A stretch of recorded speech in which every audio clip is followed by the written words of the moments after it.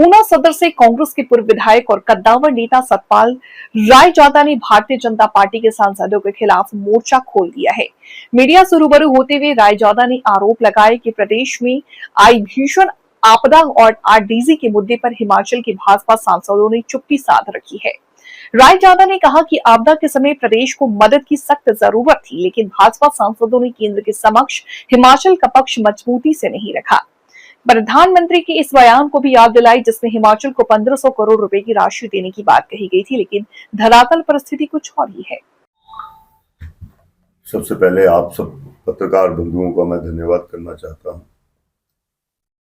और आज की जो प्रेस कॉन्फ्रेंस का ये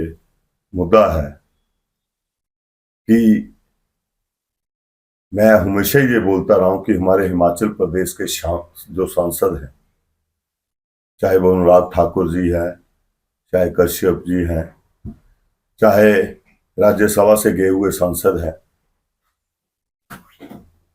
हम बार बार ये बोलते रहे हैं कि आरजेडी के मुद्दे पे भी ना तो संसद में उन्होंने कुछ बोला, और चाहे हिमाचल प्रदेश के जो राज्य के नेता है इनके, चाहे जयराम जी है या और नेता है, वो भी आरजेडी के मुद्दे पे जब भी बात हुई है तो वे हिमाचल विरोधी नजर आ रहे हैं, क्योंकि ये हिमाचल के लिए जो पैसा मिलना था उसके मामले में ना तो ये संसद में बोल पाए या ये हिमाचल प्रदेश में बोल पाए। रही आपदा की बात, आपदा में भी आप देखिए कि हमारी महाराष्ट्र से रजनी पाटिल जी, जो हिमाचल प्रदेश के प्रभारी भी है, उनको यहाँ का कार्यभार सौंपा गया तो उनके मन में एक जो बात आई, आज जो बोलने वाली मेन बात है कि हिमाचल प्रदेश में कांग्रेस का जहां वो काम कर रहे हैं, कांग्रेस का उनको प्रभार मिला है जहां पे, इस नाते उन्होंने हिमाचल प्रदेश के मुद्दों को जिस तरह संसद में उठाया, चाहे वो आरजेडी की बात हो, चाहे प्रधानमंत्री मोदी जी ने जो 1500 करोड़ रुपए के हवाई वादे किए थे उनमें से 15 रुपए तक नहीं आए, ये बात की रही उन्होंने। और संसद में हिमाचल प्रदेश का जो पैसा फंसा हुआ उसके मामले में या आपदा के मामले में जो बातें करी, मैं रजनी पाटिल जी का धन्यवाद करना चाहता हूं कि राजनीति के तौर पे जो हिमाचल कांग्रेस को तो मजबूत कर ही रहे हैं, लेकिन हिमाचल प्रदेश की आम जनता की बात उन्होंने संसद में रखा, संसद में उन्होंने आम जनता की बात रखी, हिमाचल प्रदेश के लोगों की बात रखी, इसलिए मैं उनको दिल की गहराइयों से धन्यवाद करना चाहता हूं। और इसके साथ साथ मैं हिमाचल प्रदेश के सांसद जितने भी हैं, मैं उन सबको ये कहना चाहता हूं कि आपको शर्म आनी चाहिए। आप हिमाचल प्रदेश के लोगों द्वारा चुने गए सांसद हैं और आप हिमाचल प्रदेश के लोगों के हितों की बात जो है संसद में नहीं उठा रहे हैं, और आपका एक ही काम है कि आप राहुल गांधी को गालियां निकालते हैं, राहुल गांधी जी को जो है आप देशद्रोही बोलते हैं बार बार, और हर बात को लेकर आप जब भी होते हैं राहुल गांधी को देशद्रोही बोलते हैं। जिस परिवार ने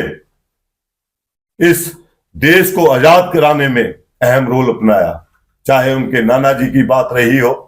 पंडित जवाहरलाल नेहरू जी की, चाहे इंदिरा गांधी जी की बात रही हो, उन्होंने भी शहादत दी, उनके पिताजी ने शहादत दी,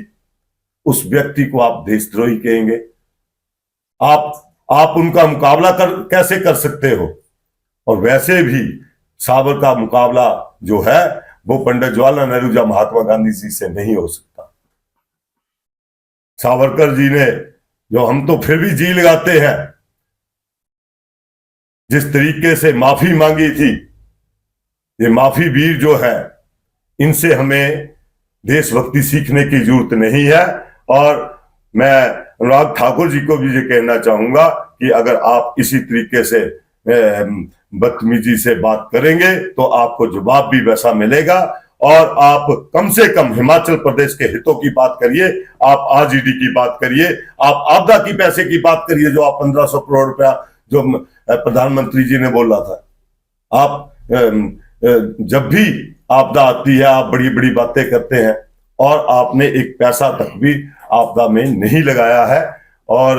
मनरेगा की आप बात देखिए, आज उसका नाम बदलकर आप क्या साबित करना चाहते हैं? नाम तो आप नाम भी बदलिए, लेकिन कम से कम मनरेगा में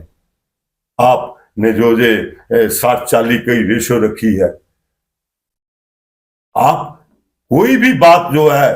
हिमाचल प्रदेश को उसका नुकसान होता है, आप वो बात नहीं करके आप सिर्फ राहुल गांधी के ऊपर कटाक्ष करके इन बातों को घुमाते हैं। तो मैं ये कहना चाहूंगा, सबसे पहले तो मैं धन्यवाद रणदीप पाटिल जी का करना चाहता हूं और इनसे भी सांसद महोदय से बात करूंगा, कहूंगा कि ये हिमाचल प्रदेश के हितों की बात रखें, ना कि इधर उधर की बात करें।